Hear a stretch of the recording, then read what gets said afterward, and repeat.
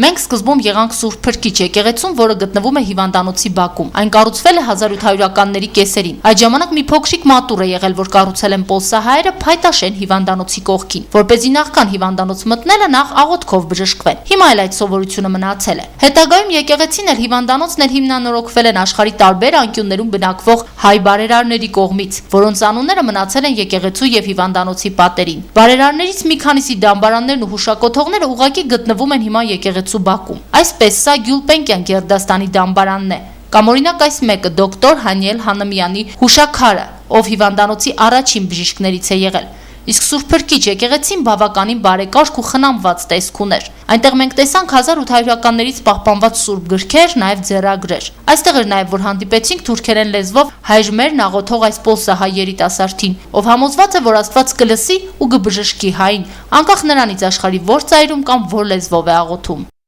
Աղոթքն հայրմեր աղոթքն անոր թուրքերեն է։ Սորազենք, հոս ծնազենք շատ ցեղավ հայրեն չեն խոսիր անորոմար ասել հոսք աշխատենք օրինակ հայրեն բիդը խոսենք փեյ ընկերալ չկա հայրեն խոսող անորոմար Այնուհետ Սուրբ Փրկչի նվիրապետուհի Միանձնուի քույր Գայանեն մեզ ուղեկցեց հիվանդանոց, սակայն միայն հիվանդանոցի հոգաբարձուների խորհրդի հատուկ հրահանգ ստանալուց հետո մեզ հնարավորություն ընձեռեցին տարածքում նկարահանումներ կատարել։ Առհասարակ հիվանդանոցում վերահսկողությունը խիստ է, այդ պատասխանատվությունը ստանձնել է 11 հոգուց բաղկացած պոլսահայերի կողմից ընտրված հոգաբարձուների հանձնախումբը, որը հոգետանում ոչ միայն հիվանդանոցի, նրա բարեկարգման, սարքավորումներով հագեցման, աշխատակիցների վճարման ու սոցիալապես անապահով պոլսահայերին հիվանդանոցում բուժօգնություն կազմակերպելու հարցերով, այլև ներկայանում է որպես լիազոր մարմին, որ աշխատում է տեղի իշխանությունների հետ։ Ասկային հաստատություններում մեջ են ամենեն լավ, ամենեն մեծ հաստատությունն է։ Հարգավ միջավայրչանին բավական հաստախումներ եղած է կացած է։ Սա վերջին շրջանին, որ հաստատությունը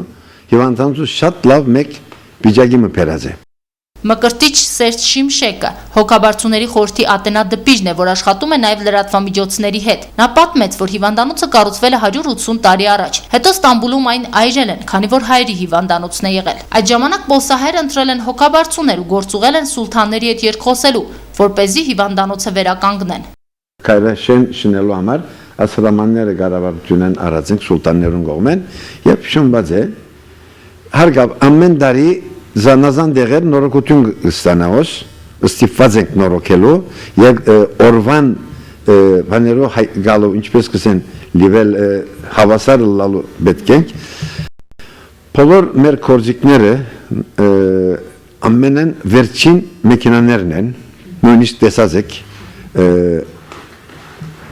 լաբորատորիի մեջի բոլոր կորզիկները վերջին մոդեռն կորզիկներն են Հիվանդանոցը վերակառուցելու թույլտվություն տրվել է։ Հիմա այն վերակառուցվում է ամեն տարի աշխարհի տարբեր անկյուններում գտնվող հայ բարերարների կողմից։ Նրանց մեջ կան նաև պոլսահայեր։ Հիվանդանոցի հարկաբաժինները հենց նրանց անուններով է կոչվում։ 3 հարգունի։ Այդ կողմը Գյուլպենկյանի բաժինը, այս կողմը Ունջյանն է։ Հակոբյան Ունջյան։ Գյուլպենկյանները ֆինանսավորել են Պոլսո հայոց հիվանդանոցի վիրաբուժական բաժանմունքը։ Հիմա հիվանդանոցը Ստամբուլում եղած առողջական կլինիկաներից լավագույններից մեկն է։ Այն հագեցած է ամենաժամանակակից բուժսարքավորումներով։ Օրական միջին հաշվով հիվանդանոցը սպասարկում է 600-ից 700 այցելուի, եւ այստեղ միայն հայերը չէ, որ բուժվում են։ Բոլոր կորզողությունները գլա սրդի կորզողություն են զատ։ Ուղեղի ամեն մեկ բանը, ամենը։ Եվ սանգսյան որ Պրոֆեսորները, այլաց պրոֆեսորներն գնախնդրեն իրենց գործողությունները մեր հիվանդանոցը ունեն։ Բժիշկները մեծամասնությունը հայ բժիշկներ ունենք, կչանակ որ բոլոր հայերը մեր հիվանդանոցը հավաքել, բայց մեծամասնությունը կուկա մեկ մասը չի կար։ Իսկ ընդհանրապես հիվանդանոցի ֆինանսները գոյանում են վճարովի բուժսպասարկման հաշվին։ Անվճար բուժսպասարկման թերթիկներ ունեն բոլոր այն պոլսահայերը, որոնց անունները արձանագրված են աղքատախնամ մարմինների կողմից, եւ որոնց անունները Պոլսո հայոց պատրիարքարանը հանձնել է հիվանդանոցին։ Առանձին գտնվում է հիվանդանոցի դեղատունը, որը դարձյալ վերակառուցվել է բարերարների կողմից։ Նաեւ հին ժամանակներից մնացած դեղերի նմուշներ են պահպանվել։ Մեզ շատ դուր եկավ հատկապես հիվանդանոցի բակը, փշատերև ծառերով, շատրվաններով, կենթանի ձկներով։ Այստեղ հիվանդների համար ստեղծված են բոլոր պայմանները։ Այս ճանապարհը տանում է դեպի հիվանդանոցի խոհանոց, որը առանձին մասնաշենքում է տեղակայված։ Խոհանոցը աչքին կավ նախ յուրահատուկ մաքրությամբ։ Մենք նկատեցինք, որ աշխատում էին հատուկ համազգեստով ու ձեռնոցներով։ Իսկ մեզ խոհանոց ներս չթողեցին, քանի որ այստեղ շուրջ 3000 հոգու օրական ճաշ են պատրաստում։ Հիվանդանոցի եւ ծերանոցի շահառուներին է միասին։ Ընդհանրապես Պոլսո հայոց հիվանդանոցը իրականում բազմաֆունկցիոնալ կառույց է։ Այս կառույցի ներսում որպես առանձին միավոր գործում է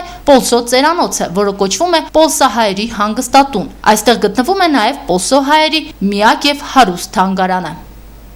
Քրիստինա Մկրտչյան, Համբարձում Պապոյան, Գալանյուս, Ստամբուլ։